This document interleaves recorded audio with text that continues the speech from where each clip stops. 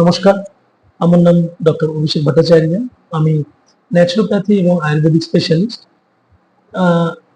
এই মাই নেচার কোর্সের একটি উদ্যোগ হলো আমরা আয়ুর্বেদকে মানুষের কাছে অনেক সহজে পৌঁছে দিতে চাই এবং এই ন্যাচুরোপ্যাথি বা ন্যাচারাল জিনিসের ওপরে মানুষের আস্থাকে আরো বেশি দৃঢ় করতে চাই এবং আপনাদেরকে এটা বোঝাতে চাই যে কোনো ওয়েস্টার্ন মেডিসিনের তুলনায় আমাদের ট্র্যাডিশনাল ন্যাচুরোপ্যাথি বা আয়ুর্বেদিক মেডিসিন কোনো দেরিতে কাজ করে না, সেটি অনেক তাড়াতাড়ি কাজ করে।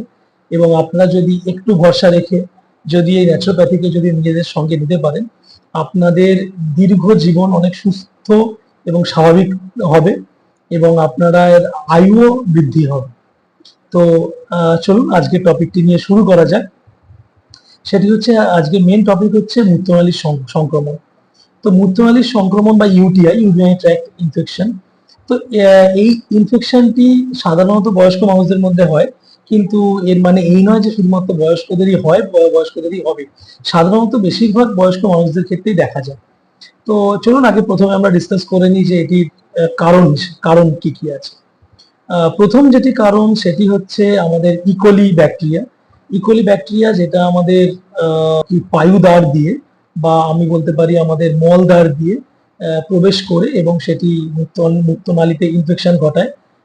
আমরা যদি অপর্যাপ্ত যদি জল খাই, জলের পরিমাণ যদি আমাদের তুলনামূলক কম থাকে, জল খাওয়ার পরিমাণটা, তাহলে সেক্ষেত্রে হতে পারে। আমরা যদি অনেকক্ষণ ধরে মূত্র চেপে রাখি তাহলে সেক্ষেত্রে হতে পারে। অস্বাস্থ্যকর যদি যৌন সম্পর্ক হয় তাহলে সেক্ষেত্রে পর্যন্ত ইউটিআই হতে পারে।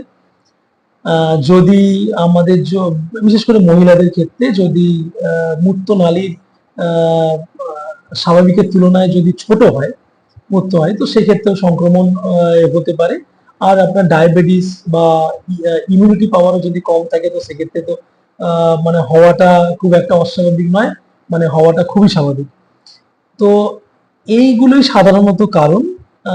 তো এই বেসিক্যালি কারণ এইটিকে থেকে বাঁচার জন্য আমাদের যেটি করতে হবে সেটি হচ্ছে যে আমাদের ভালোভাবে পরিষ্কার রাখা মূত্রাশয়কে বা মূত্রনালীকে, আমাদের মূত্রনালীর মূত্রাশয়কে ভালোভাবে পরিষ্কার রাখা। দ্বিতীয়ত হচ্ছে যে আমাদের যতটা সম্ভব অস্বাস্থ্যকর যৌন সম্পর্ককে এড়িয়ে যাওয়া, একটু পরিষ্কার পরিচ্ছন্ন হয়েই সমস্ত আমাদের মানে জীবন ধারণ করা উচিত। তৃতীয়ত হচ্ছে যে আমাদের কি বলে একদমই ইউরিন বা মূত্র চেপে রাখা উচিত নয়। তো যতটা সম্ভব বা যতটা তাড়াতাড়ি, খুব যদি মানে কোনো এমন পরিস্থিতির মধ্যে না থাকি যে হ্যাঁ আমাদের এখন মানে ইউরিন করতে যাওয়া যাবেই না, তো সেইটা আলাদা বিষয়। কিন্তু যতটা সম্ভব সেই জায়গা থেকে এড়িয়ে গিয়ে আমাদের যতটা তাড়াতাড়ি সম্ভব আমাদের মানে মূত্র আসলে সেটিকে বের করে দেওয়া উচিত। আর তো এইগুলো হচ্ছে যে সাধারণ নলেজ। আর দ্বিতীয়ত হচ্ছে যে একটি ঘরোয়া রেমেডি, যেটি আমি প্রত্যেকটা ভিডিওতেই বলে থাকি, সেটি হচ্ছে ঘরোয়া রেমেডির জন্য আমি আপনাদেরকে বলছি। সেটি হচ্ছে যে হলুদ, যদি কাঁচা হলুদ হয় তাহলে খুবই ভালো, না হলে বাড়ি রান্না করার গুঁড়ো হলুদও আপনারা ব্যবহার করতে পারেন। সে কাঁচা হলুদ একটি কুড়ে আঙ্গুলের সাইজের হতে হবে। তো সে কাঁচা হলুদটিকে ছাড়িয়ে নিয়ে একটু থেতো করে নিয়ে এক গ্লাস জলের মধ্যে ওটাকে দিয়ে দিতে হবে। আর 7 থেকে 8টা গোলমরিচ, সেটিকে একটু জাস্ট ভেঙে নিতে হবে, একদম গুঁড়ো নয়, ভেঙে নিতে হবে। ভেঙে নিয়ে ওই জলের মধ্যে দিয়ে ওটিকে ফোটাতে হবে। জলটি ফুটতে ফুটতে ফুটতে ফুটতে যখন অর্ধেক কাপ যখন বেঁচে থাকবে তখন ওটিকে আপনি ছেঁকে নিতে পারেন। ছেঁকে নিয়ে ওটিকে একটু উষ্ণ অবস্থায় আপনি ওটিকে খেয়ে নিন। প্রত্যেক দিন দিনে একবার খেলেই যথেষ্ট।